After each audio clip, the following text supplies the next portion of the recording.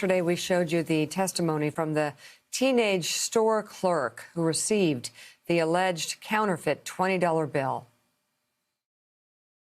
We saw you standing there with your hands on your head for a while, correct? Correct. What was going through your mind during that time period? Disbelief and guilt. Okay. Why guilt? If I would have just not taken the bill, this could have been avoided.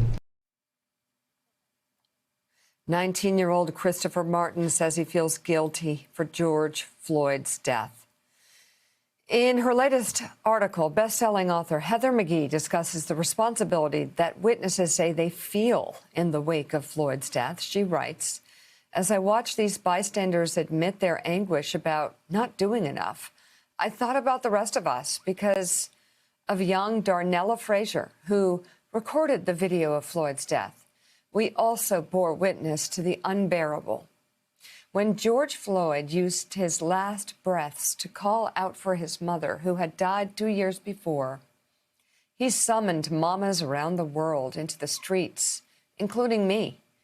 It felt like the least we could do.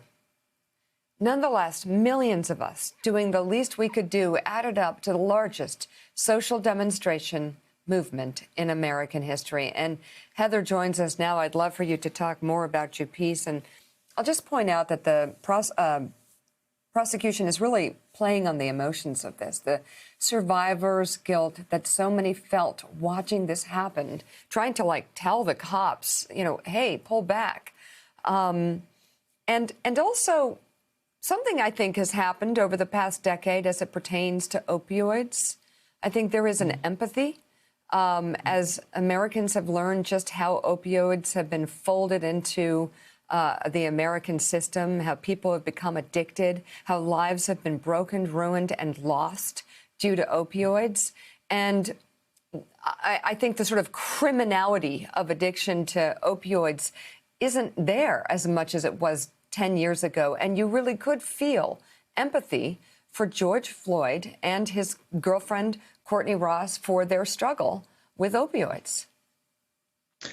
You're exactly right, Mika. This word empathy is really one I focused on in the piece for Oprah's new daily magazine, Oprah Daily. It was something that I felt just radiate off the screen as I was watching the prosecution witnesses, the bystanders, the people who'd been wearing, leggings and sweatshirts and sandals with socks in them, exercising and going on their errands for the day. And they stopped to see something that was going on, and the world changed. And each and every one of them, from the teenagers, 17 years old, Darnella's young cousin who was 9, who never should have had to see that, but who said, they stayed because they knew it was their duty to stay. They wanted to run from the site, but they stayed. And if they hadn't, we may have never seen that video.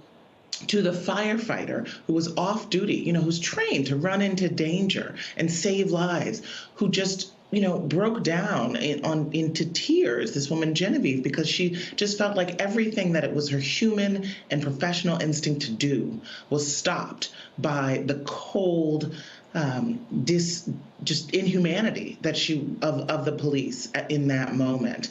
And so this is really the question, right? And this is obviously what racism attacks, is the idea of empathy, that we should understand that we are all human beings. We bleed the same, we suffer the same, we have the same human dreams and anguish. And yet the lie of racism, that there are some groups of people who are better, more inherently innocent, or more inherently criminal than others, is what attacks that human empathy. And so on the issue of opioids, Mika, you're exactly right. When drug addiction was an issue that was displayed in the media as a Black problem, when it was crack cocaine and not opioids, fentanyl, heroin, there was so much more bipartisan censure and dehumanization and a willingness to use the criminal justice system instead of using a public health system. And since the addiction has moved into whiter, more rural communities, you've started to see more sympathy. And that's because of that hardwired stereotyping that we have in our society. This is a moment when the Black Lives Matter movement has brought in millions of people to say enough is enough, when we have to really think deeper about our stereotypes, about that empathy that we have to extend to everyone, no matter what their color. Hey, thanks so much for watching our YouTube channel. You can follow up on today's top stories and breaking news, or catch up on your favorite MSNBC shows all in one place. Download the NBC News app today.